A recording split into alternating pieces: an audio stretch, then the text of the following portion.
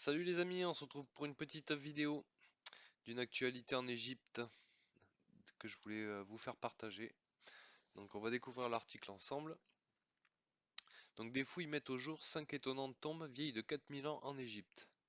Le ministère égyptien du tourisme et des antiquités a annoncé une nouvelle découverte à Saqqara, la nécropole de l'ancienne capitale de l'ancien empire égyptien Memphis. Les fouilles en cours ont révélé la découverte de 5 tombes sculptées en Égypte avec de nombreuses sépultures et pièces archéologiques datant de l'ancien empire et de la première période de transition intermédiaire, il y a environ 4700 et 4000 ans, rapporte l'agence de presse Xinhua. La mission archéologique égyptienne a découvert 5 tombes, environ 100 mètres au nord-ouest de la pyramide de Menrer, dans le sud de Saqqara. Mustapha Ouaziri, secrétaire général du Conseil suprême des Antiquités, a expliqué que les 5 tombes, qui appartenaient à de hauts fonctionnaires et à des dignitaires de leur époque respective, sont en bon état de conservation. Le ministre du Tourisme et des Antiquités, le docteur El Enani, a été photographié avec le docteur Mustapha Ouaziri en train de regarder les 5 tombes inscrites des deux périodes. Par ailleurs, l'Ancien Empire est la période de l'Égypte associée à la construction de pyramides, dont la plus célèbre est la pyramide à degrés. La décision de faire de Saqqara la nécropole royale officielle a été prise par le roi Djoser, premier roi de la troisième dynastie de l'Ancien Empire.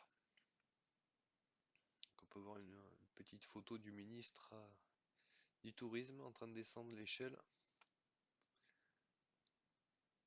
5 hauts fonctionnaires de la cour et leurs tombes en Égypte.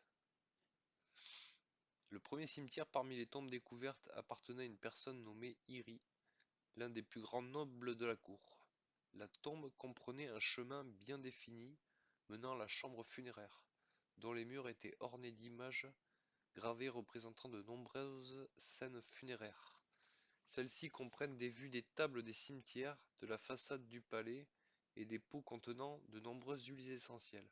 Il y a un énorme cercueil en calcaire ainsi que des objets gravés.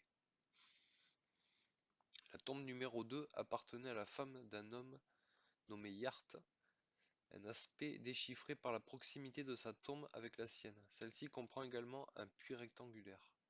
Quant à la tombe numéro 3, elle appartenait à une personne appelée Babi Far Afaï, appelée également Narfaoui, j'espère que je prononce bien, je pense pas, qui occupait plusieurs postes importants à la cour, à savoir le superviseur de la grande maison, le prêtre chantant et le nettoyeur de la maison. On peut voir une petite photo avec encore les hiéroglyphes qui sont magnifiques, inscrits au mur. La quatrième tombe est en fait intéressant, un puits découvert à 6 mètres sous terre. Il appartenait à une femme appelée Betty, qui était responsable du maquillage, de l'apparence et de l'habillage du roi.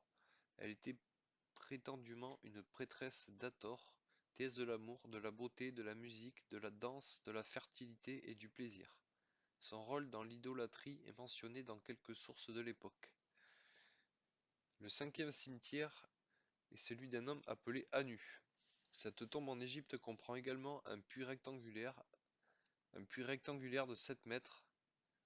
Anu avait lui aussi de nombreux titres et rôles, dont celui de superviseur du palais royal, de maire, de superviseur de la grande maison, de porteur des sceaux de Basse-Égypte et de superviseur d'un verger, rapporte le journal Caïrocène.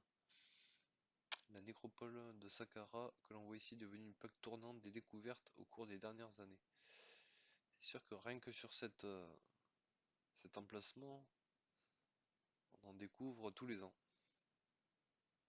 Saqqara, l'énergie divine des sépultures et des tombes en Égypte. Saqqara est devenue une plaque tournante des découvertes ces dernières années, avec la découverte de centaines de cercueils colorés contenant des momies préservées de hauts fonctionnaires, de prêtres et d'autres notables de la 26e dynastie, indique le même communiqué du ministère des Antiquités. En 2020, après la découverte de 100 cercueils scellés et de 40 statues grandioses, Zawi Hawass, égyptologue et ancien ministre d'État pour les affaires des antiquités, avait déclaré: Cette découverte est très importante car elle prouve que Saqqara était la principale sépulture de la 26e dynastie. Saqqara n'était pas seulement un lieu pour enterrer des êtres humains. En 2011, 8 millions de momies d'animaux ont été mises à jour à côté du temple d'Anubis, le dieu de la mort et de la momification. Saqqara aurait été l'endroit où il fallait être vu mort. Elle avait cette énergie lumineuse et divine qui vous aidait à entrer dans l'au-delà. Après tout, la nécropole a toujours été un centre de culte religieux et de sépulture, à commencer par les tombes basses à toit appelées mastaba, sous le règne du pharaon des Saïtes, qui a régné entre 664 et 610 avant Jésus-Christ. On a cherché à faire revivre les rituels et les croyances traditionnelles, ce qui a remis Saqqara sous les feux de la rampe. Sa popularité a explosé et le site est devenu un lieu de pèlerinage.